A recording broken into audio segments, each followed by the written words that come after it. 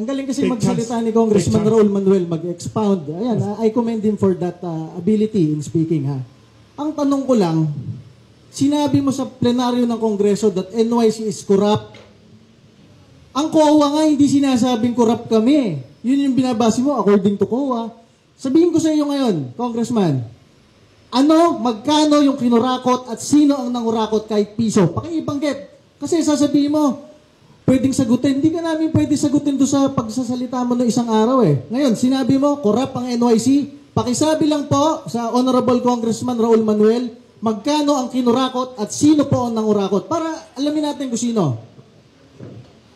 Again po, for the record, hindi po totoo na walang platform para sumagot yung ating mga government officials. Again, kung handa po sila sumagot, dapat ay meron silang kayang ma-relay doon sa legislators na sila yung nagsusponsor ng budget ng bawat government agency.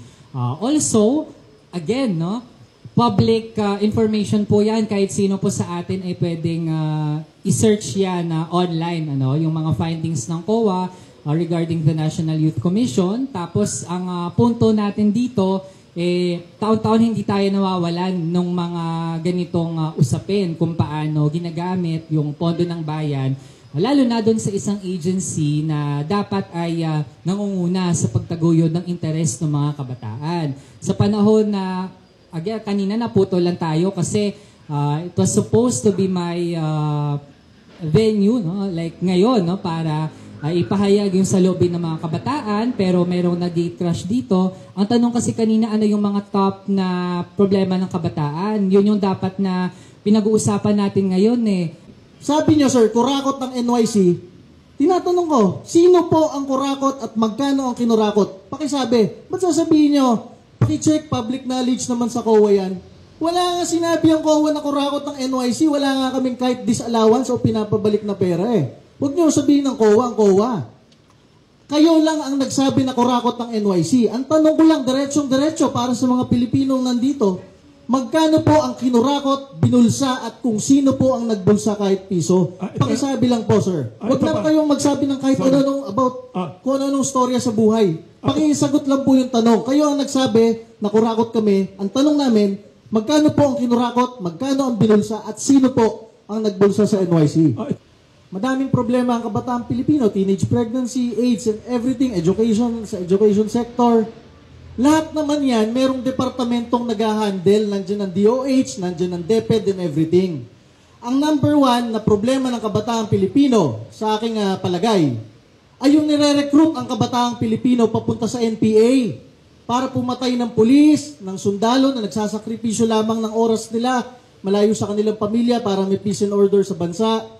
Mga kabataan na nire-recruit para labanan ng gobyerno. Actually, okay lang kung i-criticize mo yung gobyerno. Okay lang kahit pag-resignin mo yung mga tao sa gobyerno. Walang problema doon, ha? That is part of democracy. Pero pag merong mga kabataang umakyat sa bundok, nagbe-bear ng arms against the government, against our government troops, yun ang maling-mali. Narinig nyo na ba minsan, kahit minsan kinondena niya yung recruitment na yun ng kabataan papunta sa NPA? Narinig nyo na ba, as a government official, na nanumpa na ipagtatanggol niya ang konstitusyon ng Pilipinas at ang ating gobyerno, narinig niyo na ba siya na kinondena niya yung mga terorista ng NPA? Hindi pa. Sasabihin niya kanina, yung sa Masbate, lahat naman po ng may ginagawang masama kinokondena natin. Hindi niya dinidiretso yun sa NPA. Yun, number 3. Walang kaugnayan sa armed struggle yung bata na yon. Promising football player ng Pilipinas. Nasa Masbate, binaril sa ulo ng NPA. Ba't po hindi nyo kinokondena yung NPA? Huwag nyo sabihin, lahat naman ng kriminal kinokondena namin. Yung NPA lang po ang sinasabi namin. Bakit hindi nyo kinokondena ang NPA? Pinatay yung batang Pilipino.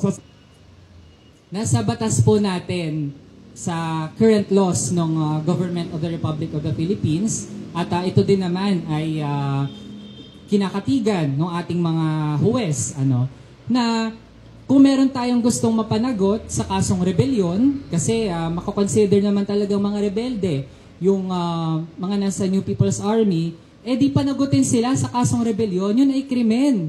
Diba? Kung pag-aaralan natin yung ating mga batas. So, hindi po natin maintindihan kung bakit po dinidiin tayo sa ganong usapin kasi nandyan naman yung batas. Kung meron tayong gusto kasuhan ng rebellion, di kasuhan po natin ng rebellion. Kasunod po, yung nangyari na yon actually hindi nga yun pagbarel, yun po ay death, no? Dahil sa paggamit ng isang bomba. So actually, ang dami pong facts kasi na binabanggit na Ang actually facts ay lang, hindi bakit totoo. ninyo kinukundina Tapos, yung NPA? meron tayong statement na nilabas doon na baka lang po hindi po nakarating o hindi nabasa ng ating NYC chairperson. So pang ilang strike na po ito in terms of facts, kaya we highly advise the NYC chairperson na maging maingat po sa kanyang mga salita at magbatay po sa kung ano lamang yung facts. Maraming problema ang bansa natin. Maraming problema ang kabataang Pilipino. Tinatry niyang ibalanse yan sa buhay niya.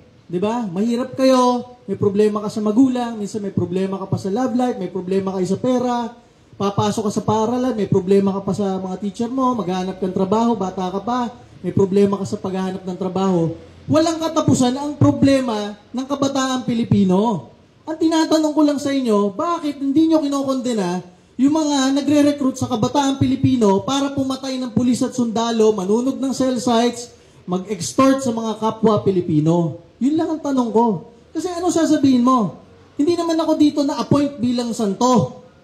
Na-appoint ako bilang government official na dapat nagtutulungan tayo as government official. Lahat tayo sa gobyerno nagtutulungan para patatagin ang gobyerno, patatagin ang bansa. Ngayon, ang isasite mo dyan, ang daming problema ng mga Pilipino, mga kabataan. Ang NYC, hindi ma-handle. Paano namin i-handle? Mismong budget namin, pinipigil mo? Ilan ang SK? 400,000? Buong bansa, imo-monitor namin, susupervise. Tapos yung budget namin, pipigilan mo? O paano nga namin magagawa yon? Harap ka sa plenaryo, sasabihin mo pa, kurakot kami, wala na kami budget. Ang kotse namin, Suzuki APV. Mas maganda pa yung mga kotse ng mga SK. Taon-taon may nare-raise sa loob ng Kongreso kasi hindi nawawala ng anomalya yung ganong institusyon. And also, while gusto po nating magkaroon ng maayos na usapan dito, hindi Ayaw niya natin sagutin nakikita may patutunguhan ito Wala pa patutunguhan to kasi ayaw niya palakasan ng sagutin. boses yung ating magiging batayan dito. Maraming advokasya. Si Congressman Raul Manuel, ang Kabataan Party List, na I joined Legit. them. Legit. Hindi legit. Legit naman yung iba nila, yung karamihan. Ang sinasabi ko, madami siyang advokasya sa kabataang Pilipino. We join him in pursuing that advocacy. So you can work together on Sana common sir, issues. we are in the Common government. issues. We are both in the Philippine government. Ang sasabihin ko lang dyan, sir, issue ng edukasyon, nagmamahal yung tuition. Sino pang gusto magmahal ng tuition? Lahat tayo may pamangkin, may anak, mayroong apo na nag-aaral. Lahat tayo gusto mababa ang tuition. We join him in pursuing na sana hindi nagmamahal ang tuition. Ito sabihin ko sa iyo, sa napakaraming issue ni na Congressman Manuel, baka 80% ng issues nila, okay, we join them. Doon lang sa issue ng ano reaction niyo ng NPA 80%? recruitment, ang galit na galit kami. Yes. Pare, hindi. Anong comment yun, tingnan nyo kung sino dyan yung mga mukhang nagtitik-tik lang, ha? Mga Ayan, sa mga gilid-gilid, na hindi taga-media. Tingnan nyo kung sino. Tingnan nyo, ha? Ano yung mga... Yung mga nagpipicture dyan ng sasakyan nyo, nagte-text ngayon kung sino-sino kayo dito. Ayan, tingin-tingin kayo sa likod nyo. Hindi taga-Kamuning Bakery, hindi taga-media. Ma-identify nyo kung sino dito yung May tanong lang... nagtitik-tik dito ngayon. ha? Sorry, may tanong lang si Congressman kanina at saka concern ng ibang tao. Sino? Ituro mo. There Sino? are Meron ba? socialist and Ayan, progressive forces.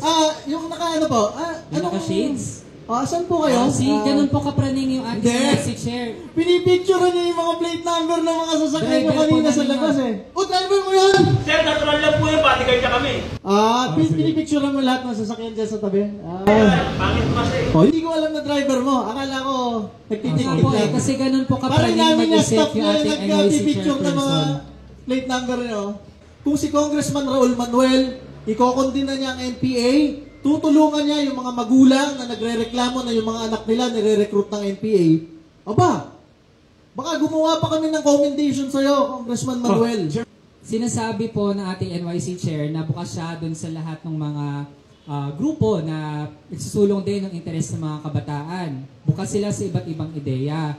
Kaso, particularly, lalo na sa Kabataan Party List, actually yung ginagawa pong pagdidiin sa atin based on allegations na tayo ay link sa mga rebel groups, yan po ay bahagi ng red tagging. At dinify na po ng Manila Regional Trial Court kung ano yung red tagging. Binanggit din ano yung dangers ng red tagging kapag nilalump natin together yung mga aktivista, advocates, yung mga rebel groups sa ating bansa. Kaya po, we have witnessed no, na actually yung ganitong forum na actually kanina napakaganda ng daloy ay hina-hijack po ng ating NYC Chair as a platform for red tagging. Nung first term ko as NYC Chairman, 2018 to 2019, na-attain ng NYC ang ISO International Standard sa management. Tapos sasabihin niya, mismanage. Bumalik lang ako sa NYC as Chairman, ngayon lang January. Ba't mo ako pagre-resignin? I am the only NYC Chairman na naging member ng Kabataan Party List. Dati. Former. May comment Bakit kagalit sa akin? Ako nga lang kaisa-isang miyembro nyo na naging NYC Chairman. May Because kaya kong makipagdebate Hindi ng halata, harapan hindi sa'yo. halata. Kami nga sinasabi namin, yes. kahit anong laban mo sa gobyerno, okay lang. Wag lang violent. Karapatan nating lahat ng Pilipino yon. Pero, kung aakyat ka na sa bundok, namumundo ka na, may dala kang barel, nakakapatay ka na ng pulis at sundalo, hindi ka na naawa. Yung pulis at sundalo na yon, Ito naman. nag-training lamang. Thank you. Iniiwan yung anak at pamilya sa probinsya nila para lang ma-deploy, magbantay para sa bansa, tapos pinapatay. Tapos kung lait-laitin nyo yung mga tropa ng gobyerno, akala mo, sasabihin, pasista sila.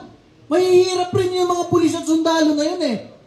Salamat. Ginagawa lang ang trabaho sa bansa. Nung pandemya, yung kapulisan, ang daming abuso, ang daming illegal arrest. Pero- Hindi po yan panlalait. Pero hindi kayo Yan against po ay sa mga- holding accountability, holding them accountable no, dun sa kanilang mga ginagawang paglabag sa karapatan ng ating mga kababayan. For example nga, sa international community, si former President Rodrigo Duterte, siya na ipapaimbestigahan ng ICC dahil sa napakaraming cases nung pagpatay sa ating mga mahirap nung drug war. Hindi po yan natin mabilis lang na dapat i-dismiss na yan ay minsan lang nagkasala, lalo na po kung systemic yung paggamit ng Estado ng kanyang violence laban sa mga mahihirap at walang kalaban-laban. Kaya hindi po natin madaling matatanggap na sabihin lang na minsan lang yan, error, nagkamali lang.